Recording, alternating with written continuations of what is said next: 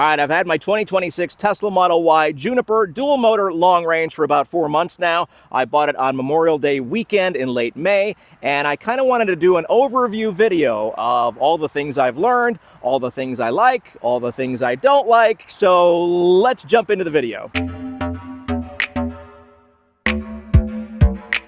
All right, before we get into the nitty-gritty of all of this stuff, I do want to let you know that towards the end of the video, I'm going to go over all of the issues I might have had, any Tesla service calls, and do I have any regrets buying this particular model, this particular car, and this particular spec. The spec of this car is the 2026 Tesla Model Y Juniper dual motor long range with stealth gray paint, as well as the CrossFlow 19-inch wheels. And why I chose this package in particular, as you know, if you are a longtime viewer of this channel, I love the dark gray color.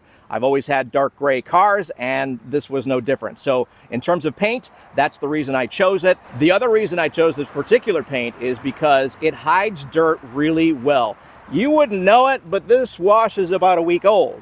And I do use a California duster to kind of go in between washes, but it's looking pretty good. I mean, it really hides dirt well. A couple of other things with this spec: I've got the black interior, black seats, as well as no tow package. Those are the things that I chose, and I chose to lease this car. Why? I got a ton of reasons actually, but depreciation is one of them. The fact that I had a ton of Tesla credits thanks to you guys using my referral code along the way. I wanted to, have a low monthly payment, as well as be able to have new cars every 3 years. I did a 3-year lease on this one, 15,000 miles, so we could still road trip it. So that's the reasons in a nutshell why I decided to choose to lease this car. I have purchased my other 2 cars. I am a long-time Tesla owner and a very long-time EV owner. We've been driving EVs for 11 years. My other 2 Teslas are a 2019 Tesla Model 3 and a 2022 Tesla Model Y Performance, both of which are hovering around the 75,000 mile mark. So those cars, rock solid. We bought those, and the reason for this is basically to do this channel and keep fresh content going. We interrupt this video to remind you, don't forget to hit the like button on this video. It means the world to me and takes just seconds out of your day. Oh, also, subscribe to the channel if you haven't done so already. All right, you can see the CrossFlow wheels right here. One of the reasons I chose the CrossFlow wheels, the 19-inchers, is because I love the black color on cars. And because it's a lease, I really didn't want to get into powder coating them or plasti dipping them or anything like that. So I chose these because the upgrade, the 20-inchers, are that silver, run-of-the-mill, everybody gets that color kind of wheel. Also, these have the CrossFlow wheel covers that come off. So you can change your look, as well as the aftermarket for these things is incredible. You can change your look of your car. EV Base comes to mind. They're a longtime sponsor of this program, and they've got all kinds of choices that you can actually slap onto these and change the look of your car. But ultimately, I wanted the black wheels. I heard it had a softer ride. The car has a softer ride no matter what. So that's the reason I chose the 19-inchers and the black underneath. How about full self-drive after the first month of ownership? Yeah, I didn't. Even though I still have Tesla credits and I could probably add it on there for a few more months or whatever, I just am not feeling it yet. I know there are rabid, foaming at the mouth FSD fans out there, and they will just fight to the bitter end to prove me wrong. But at the end of the day, these cars are so fun to drive. I really don't want a slow grandma FSD experience when I'm trying to get from point A to point B. I got this car because I really like driving them. They are so fun to drive, and I don't get it. I just, FSD, I'm sorry, I don't get it. But you're going to comment either way, I'm sure, aren't you? Premium connectivity, yeah, absolutely, that's a must. It just makes a seamless experience. If you're on the fence, come on, it's $100 if you buy out the year. It's $9.99 per month if you do it that way, but I just buy out the year. It's a cheaper package.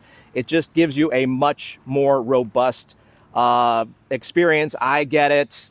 There are so many subscriptions coming at you these days when it comes to, TV and radio and, Sirius and Spotify. I get it. It's coming at you full tilt. But at the end of the day, $100 a year, to get the full Tesla experience is a no-brainer, at least for me. So I went ahead and did that for the year, and I will do so for the 3 years of this lease. Okay, I know it's only been 3 months and about 3,800 miles, but everybody likes to know, how is the paint holding up? And so far, so good. It hasn't been driven that much. This car doesn't do any commuting like my wife does on the 405 on a daily basis. That Model Y takes a beating, and quite honestly, it's holding up pretty well at 75,000 miles. So we're going to take a look at the hood here in a second. That's, the area of the car that gets the most damage or rock chips or anything like that. So to answer your question, no, I didn't do paint protection film at all of any kind on this car. In fact, I don't have it on any 3 of my cars. I just find the cost to be too much, given the fact that I haven't seen a lot of rock chips with damage enough to justify the cost of protecting it in the first place. At the end of the day, I'm not one of those people that has to have a museum-ready car at all times. I buy my cars to use them and have fun with them and drive them, and if they have a couple of rock chips on them, it's not a big deal. The general rule of thumb, if you can't see them from 5 feet away or 10 feet away, who cares? It's not a big deal. It's just a car. Okay, so here we go. Here is the front of the car. And I think I do actually have a couple of rock chips. Here's one right there. I don't know if you can see. Yeah, you can see that on camera. One tiny, tiny one. But if you come back here, can you see it? Nope, I can't even see it with my naked eye. So just going over the hood real quick, that might be it. Maybe there's one here. No, that was dust. That's bird stuff. Is that anything? That's hair, bird stuff. Again, this car wash is about a week old. This drives me nuts to no end, by the way. We use our frunk a lot for takeout, and it's just, the kids, and myself included, it just gets fingerprints. I wish there was a better way to do that. It should have, at this price point, probably come with an auto close, but anyway, is this, this could be, nope, that one came off, that one came off. Yeah. I think I only got one rock chip, and it's tiny, and it's really not a concern. That's definitely a rock chip. It's not coming off at all. So in terms of the front end, that's where it takes the most, abuse, especially driving on like road trips and stuff. So far, so good. At the 3-month mark, I'm pretty happy with it. Again, no paint protection film on this car, no ceramic, or I should say no ceramic professional installation. I do use a product that is amazing, and I'll throw that down in the description. I can't think of the name of it right now. It's an orange bottle. I spray it on every, 3 or 4 washes, and it's amazing. Okay, interior, how is that holding up? Again, it's, pretty early in the game here, but this is how the car came. Again, some people would, not take delivery because of that. It doesn't bother me. Same thing on the other side. There's a little bit of crease. This area is going to take a beating anyway, because of the way you slide into the car. I will say these seats are way more comfortable than my other Model Y, and these seats are also, they feel more durable than my other Model Y. So in that regard, definitely an upgrade for sure. This steering wheel is next level. I love, love, love the way this feels. It just it is way more premium feeling. My wife's Model Y, it's kind of spongy, I think is the best description I can give. It's kind of spongy, and this feels rock solid. This is not leather, but boy, it sure feels like leather. And I love the interior refinements. That's one of the areas where this car definitely shines. The interior is a way more premium feel, less plasticky. Everything seems to have this like soft push to it, a little softness to it everywhere you go. This actually isn't. This is, of course, and I think what all of that does in combination, this is now carpet.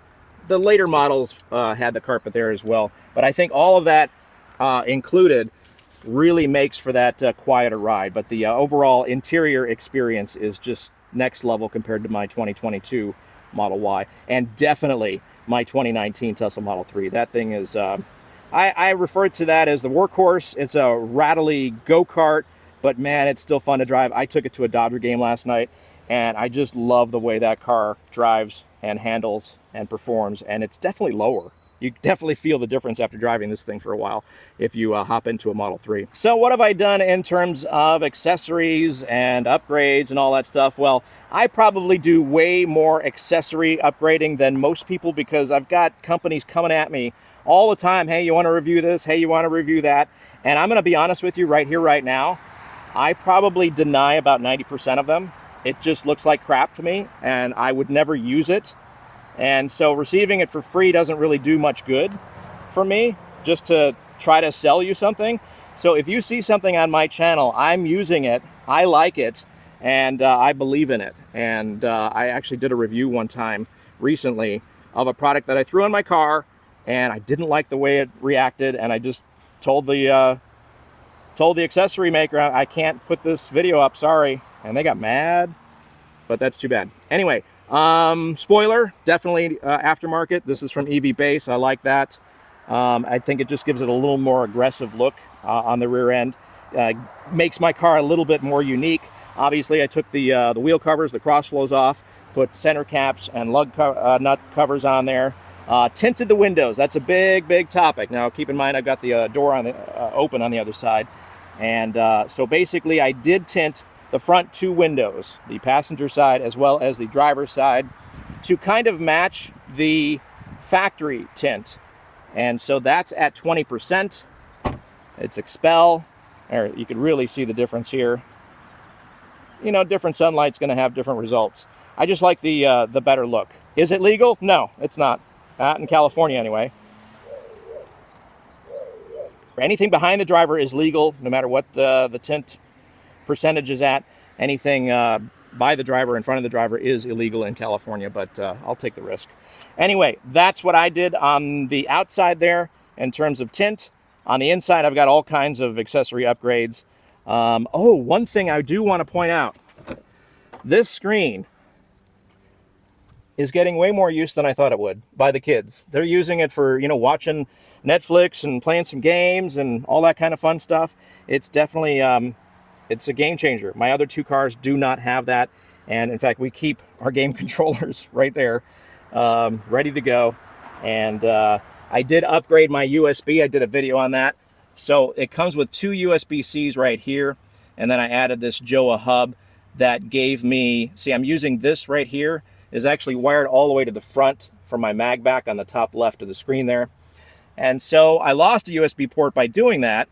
So I gained one by adding this little USB cable, and that's the mag back. And then I gained a USB-C here and a USB-A, and I kept this USB-C. So I actually gained a port by adding this hub. It's kind of cool. You're probably wondering, why do you need so many USB ports? Well, on road trips, when you got kids and a wife with two work phones and kids with iPads and phones and all kinds of other stuff, the USBs come in handy. And the Juniper comes with one less USB port. There's just one in the center console. I don't know if you've seen that. I have a video about it, but right here is the only USB port for the car. Of course, it comes with the two wireless. But the problem with these is they're not line of sight. They heat up your phone, and they're just slow. They're just really kind of useless, to be honest. So I kind of like a wired solution. I have this also from EV Base. It comes with a USB-C, a Lightning, which is becoming less relevant, and then of course the USB-C and A ports. And you could change the color of this. Right now I have it matching my ambient lighting there. Kids changed the car to red. Looks kind of cool, actually. I think that's a matte red. Anyway, I like this hub solution. Gives you more USB ports. And then, of course, I use the mag back right there. In terms of floor mats, if you've got a current Model Y before the Juniper, these are Tasmanians from my 2022 Tesla Model Y. And they fit perfectly.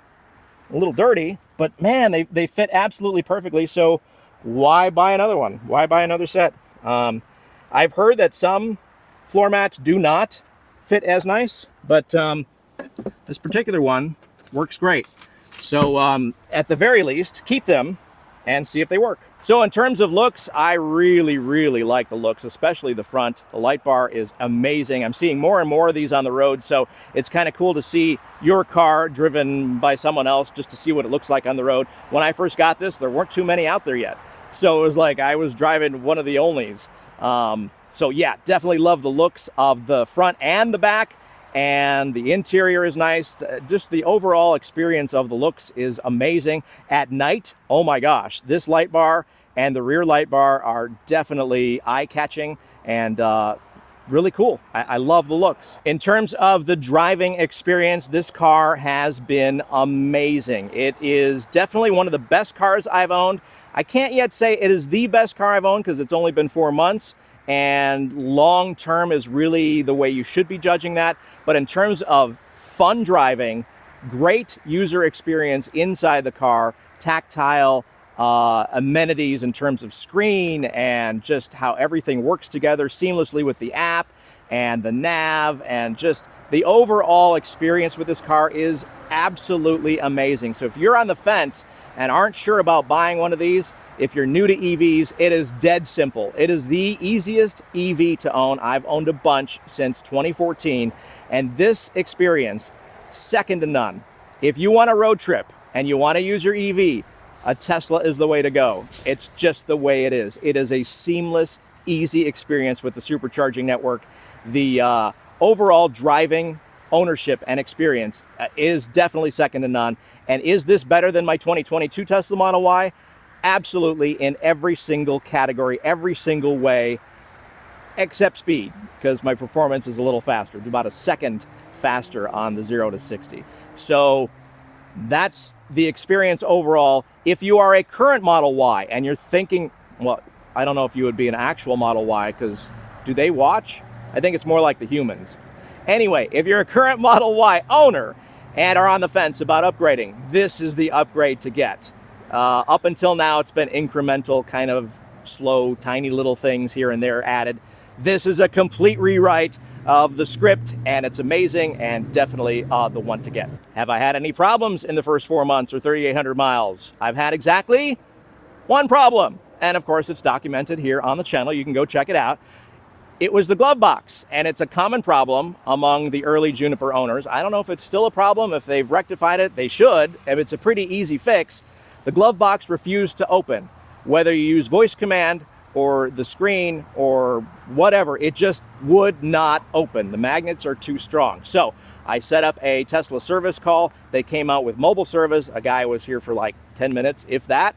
Basically put 2 little circle rings on the magnets to space it out just enough to make them a little weaker, and now it opens up flawlessly. So that's been my only issue. The car is rock solid. It's been amazing, and so that was my one and only problem, and of course I shared it with you already. This isn't really a build quality video, but how has my build quality been? Of course, I have a build quality video when I first got this car. You can go check that out as well, but overall, I'm pretty happy. There's a couple of things here in the back of the car that are ever so slight, but for the most part, I think the front of the car looks good. I think the back of the car looks good. Nothing crazy, considering this is a early build. It's not a crazy early build, but it's one of the earlier builds. And overall, I think it looks great. Yeah, I don't have any complaints in terms of build quality for this particular model. This one was built in Fremont, California. I talked about how quiet and smooth the ride is, and it is definitely that. The talk of this car, that's like the first thing people say. It is so much smoother and so much quieter than previous Model Ys, and I can second that. It is definitely that. It just has a better, like I said earlier, a better driving experience on the interior. Have I noticed any creaks and rattles and stuff like that in the first few months of ownership? No, it still drives brand new, as it should. It's way too new to be exhibiting any of those symptoms. So far so good in terms of that. It's been amazing and no complaints. How has it been on road trips and range? We took a road trip up to San Jose, California. We've got those videos there and back, and it was seamless. It was easy. I like actually having the extra range on board. 327 is what they list. I don't think we saw that. It's been really, really good. Super, super easy with the supercharging network. I like having that little bit of extra range because my Model 3 gets around, I don't know, 170, 175, so that's pretty low mileage at this point. And my other Model Y is getting around, I don't actually know. We haven't taken that on a road trip in a while. 230, 240, somewhere around there. So this is around the 300 mark, probably around the 290 mark. I don't know what real world is. Obviously, those numbers that Tesla gives are crazy, pie in the sky, in a lab somewhere driving 30 miles an hour with no wind kind of numbers. So in terms of reality, I'm happy with the range. The longer range single motor, if range is your thing, then maybe go for that. I particularly like to road trip with more stops, shorter duration, because it's just better for our family, better for us, and I think it's faster charging, to be honest. Sitting there waiting for a giant battery to fill up is not exactly the way to road trip either. But if longer range is your thing, maybe you're new, you have range anxiety, I get it. I was there back in 2014, not so much anymore. How many times have I run out of energy on a road trip on any EV in the course of my, 11 years? Exactly 0. So yeah, just plan. And finally, do I have any regrets getting this particular model? At the time, the single motor was just rolling out. You could order it, but it wasn't delivering for like a month and a half, 2 months. And I kind of wanted to get the car. Honestly, I wanted the dual motor anyway to get that speed bump. Pretty much the cars are identical in every way. I've got a comparison video as well. Go check that out.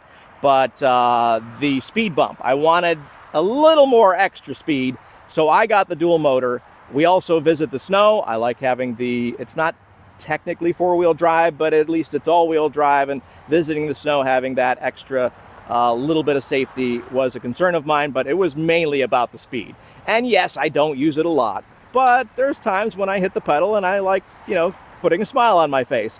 Not to mention my wife has a Model Y Performance, and that wouldn't be cool to have a really slower model, now would it?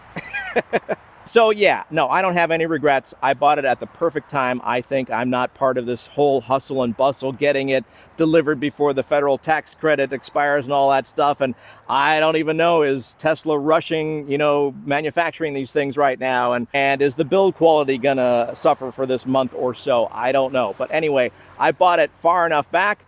I really, really got a good one. It's, been fantastic in every single way. So in terms of regrets, no, this is the car I wanted, and this is the car I got, and it's the exact spec I was looking for, and so far I'm very happy with my choice. All right, so that's my little overview video of my 2026 Tesla Model Y Juniper dual motor long range.